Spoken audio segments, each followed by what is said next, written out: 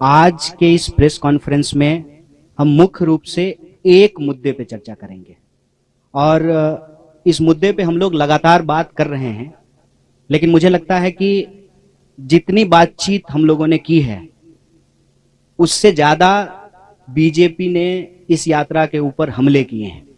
तो बार बार उन हमलों को लेकर के जवाब देना और उनके हमलों में सच्चाई क्या है और झूठ क्या है इसका स्पष्टीकरण करना जरूरी है। तो आज के प्रेस कॉन्फ्रेंस का मुख्य जो सवाल है, जो मुख्य मुद्दा है, वो है भारत जोड़ो यात्रा के ऊपर आरएसएस बीजेपी के द्वारा किया जाने वाला हमला। अब हम यहाँ पे एक शब्द इस्तेमाल कर रहे हैं, आरएसएस और बीजेपी। ये शब्द हम इसलिए इस्तेमाल कर रहे हैं कि पिछले कुछ दिनों में हमने ये महसूस किया है कि एक बात भुलाने की, भटकाने की कोशिश की जा रही है।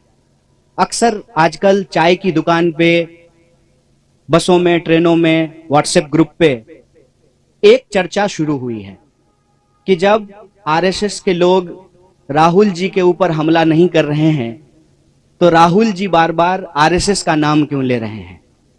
गुड़ का गाछ तो आरएसएस ही है ना। ऐसा तो हो नहीं सकता है कि आप गुड़ खाएं और गुलगुल्ले से परहेज करें। ये जो भ्रम की स्थिति पैदा की गई है, इसमें कुछ भी सच्चाई नहीं है। आरएसएस और बीजेपी में कोई फर्क नहीं है। बीजेपी जो हमला कर रही है वो हमले आरएसएस ही करवा रही है और इसको हम लोग अलग अलग तरीके से नहीं देखते हैं। हालांकि इस बात का जयराम जी ने भी स्वागत किया, हमारे पार्टी के तमाम वरिष्ठ नेताओं ने स्वागत किया कि राम मंदिर के पुजारी ने भारत जोड़ो यात्रा का स्वागत किया। तो इसका हम लोगों ने स्वागत किया कि बहुत अच्छी बात है और हमने कहा कि जो लोग आना चाहते हैं, भारत जोड़ो यात्रा का दरवाजा सबके लिए खुला हुआ है। हमारे मन में किसी के प्रति कोई नफरत नहीं है, द्वेष नहीं है। जो लोग भी इस देश से प्यार करते हैं, इस देश के संविधान में उनको भरोसा है, इस देश की विविधता और एकता जिसको कहते हैं यूनिटी एंड डाइवर्सिटी, और जो यूनिटी की डाइवर्सिटी में बिलीव करते हैं। सिर्फ इसकी बात नहीं है कि हमको डाइवर्सिटी में यूनिटी चाहिए, यूनिटी की डाइवर्सिटी को भी हमको रिस्पेक्ट करना पड़ेगा, क्योंकि हम इस दौर में जी रहे हैं जहां अलग अलग तरह के चॉइसेस हैं, अलग अलग तरह का लाइफ स्टाइल है और ये जो हमारी विविधता है वो हमारा सबसे बड़ा स्ट्रेंथ है। और आप किसी भी एग्जाम्पल को उठा करके देख लीजिए। आप हमारे देश की हॉकी टीम को देख लीजिए, अभी हॉकी का वर्ल्ड कप होने वाला है, हॉकी का मैच चल रहा है।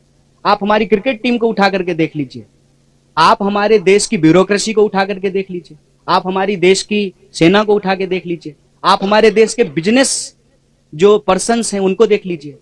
हर फील्ड में हमारे पास डाइवर्सिटी है और ये हमारा सबसे बड़ा स्ट्रेंथ है। तो जो लोग भी इस देश की डाइवर्सिटी में बिलीव करते हैं, इस देश के मल्टीकल्चरलिज्म में बिलीव करते हैं, इस देश के कॉन्स्टिट्यूशन में बिलीव करते हैं, इस देश के लोग आपस में प्यार से रहें, इस भावना में भरोसा रखते हैं, जो लोग संविधान पर विश्वास रखते हैं, देश से प्यार करते हैं, वो सब लोग इस यात्रा में आ सकते हैं। लेकिन आप लोगों ने देखा होगा कि पिछले दिनों यह चर्चा बड़ी जोर शोर से चली। दो तरह के जो है न्यूज आने शुरू हुए। एक, जब मोहन भागवत जी का इंटरव्यू आया तो कुछ लोगों ने हेडलाइन इस तरह से बनाया कि राहुल गांधी का जवाब दिया मोहन भागवत जी ने, और कुछ लोगों ने यह चर्चा शुरू की कि आरएसएस तो स्वागत कर रही है यात्रा का, तो फिर आरएसएस के ऊपर जो है क्यों हमला किया जा रहा है। पहली, हम आरएसएस और बीजेपी को अलग अलग नहीं देखते हैं। हमारी समझदारी में आरएसएस जड़ है, बीजेपी उसका फल है। ये भ्रम हमारे मन में नहीं है। भले वो कहते हो कि हम सांस्कृतिक संगठन हैं, लेकिन उनकी पूरी की पूरी विचारधारा राजनीति पर आधारित है।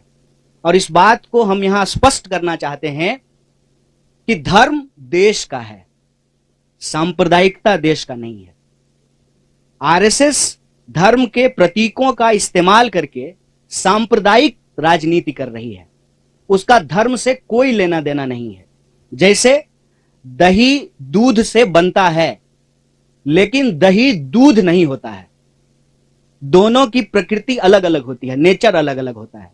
कोई भी धार्मिक व्यक्ति किसी का खून बहाना, किसी को मारना, किसी के ऊपर हमला करना, नफरत फैलाना, इस तरह की चीजों का समर्थन नहीं करता है।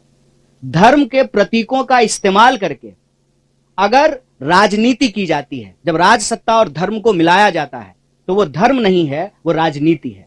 इसीलिए हमारी नजर में आरएसएस सांस्कृतिक संगठन नहीं है। सांस्कृतिक प्रतीकों का इस्तेमाल करती है अपने राजनीतिक लाभ के लिए।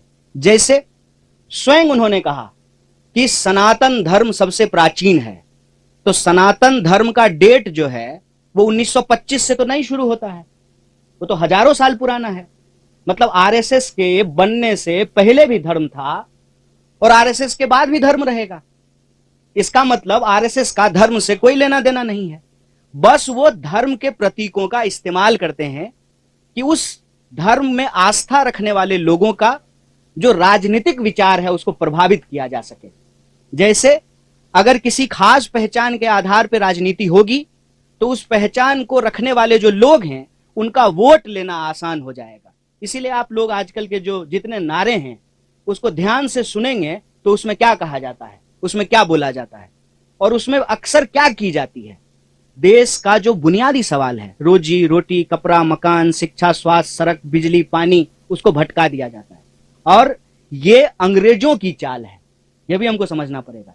बतौर भारतीय राष्ट्रीय कांग्रेस हमको इस बात का गर्व है कि हम इस देश की आजादी के लिए अंग्रेजों से संघर्ष किए, देश को आजादी मिली, कदम दर कदम बढ़ा करके, लड़खड़ाते हुए, संभलते हुए देश हमारा आज इस मुकाम पे आकर के खड़ा हुआ है, जहां उस संविधान के दम पर देश का एक व्यक्ति जो कहते थे कि हम चाय बेचते थे, वो देश के प्रधानमंत्री बन पाए हैं।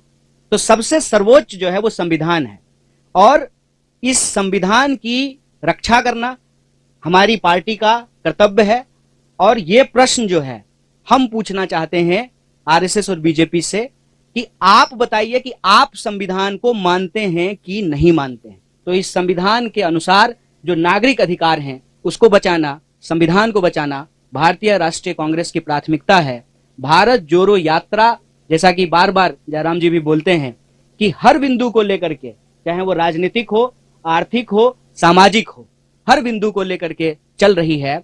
इसके अंदर यह बात निहित है कि हम यह सारे जो काम कर रहे हैं वो संविधान के दायरे में कर रहे हैं और हमारी विचारधारा इस देश का संविधान है। और इस देश की संविधान के प्रस्तावना में जो बात लिखी हुई है, हम भारत के लोग भारत को एक प्रभुत्व संपन्न, समाजवादी, धर्मनिरपेक्ष, लोकतांत्रिक गणराज्य, गणराज्य का मतलब होता है कि नागरिक सबसे प्रमुख होते हैं और नागरिक अधिकारों को रक्षा करना हमारा सबसे प्रमुख जो है दायित्व है, जिम्मेवारी है।